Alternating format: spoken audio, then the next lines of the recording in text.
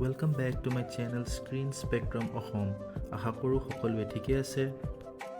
2013 চনত local kung fu 1 আৰু 2017 চনত প্ৰিয় সিকুৱেল লোকেল কংফু 2ৰ গ্ৰেণ্ড সফলতাৰ পিছত পৰিচালক আৰু প্ৰযোজক কেনি বসুমতাৰীয়ে তৃতীয়টোৰ সৈতে হাঁহি, একচন আৰু মন মোহতা ঘূৰাই আনিবলৈ সাজু হৈছে।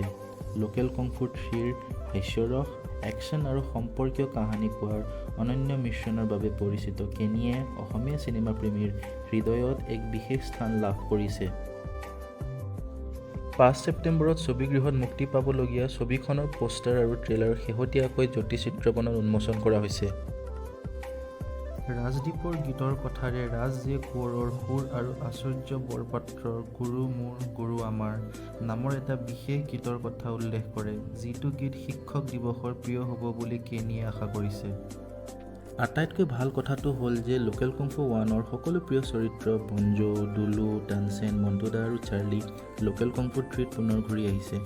এই নতুন ছবিখনত মামা ভাগিনৰ দৰে লোকেল কংফু 2ৰ চৰিত্ৰসমূহকো পৰিচয় কৰা হৈছে।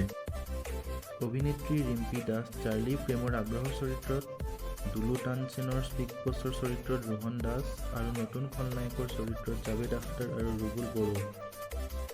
সাউণ্ড ট্ৰেকত আচাৰ্য বৰপাত্ৰ, শাশ্বতী ফুকন, নীল আকাশ, ৰাজ জে কোঁৱৰ আৰু আম্বৰ দাসৰ দৰে অভিজ্ঞ কণ্ঠৰ লগতে শ্বেডী মেলো, জনম কাশ্যপ, স্নেহা আৰু শ্ৰুতি শৰ্মাৰ দৰে আগন্তুক শিল্পীৰ মিশ্ৰণ আছে।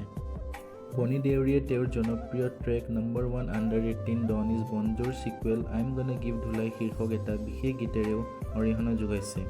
লোকেল কংফু 2ৰ মূল খলনায়কৰ চৰিত্ৰত অভিনয় কৰা বিভূতিভূষণ হাজৰিকাই এতিয়া লোকেল কংফু 3ত আদৰ্শ শিক্ষকৰ চৰিত্ৰত অভিনয় কৰিছে, য'ত অদ্ৰিতা পৰশা মহন্ত আৰু নৱাগত ফেৰেন্যা কাশ্যপকে ধৰি ছাত্ৰ-ছাত্ৰী আছে।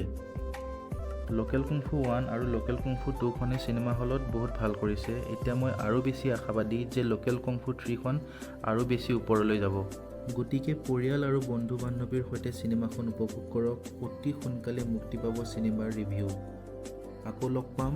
মাইছেল্ফ স্ক্ৰীন স্পেক্ট্ৰাম অসম। জয় আই অসম।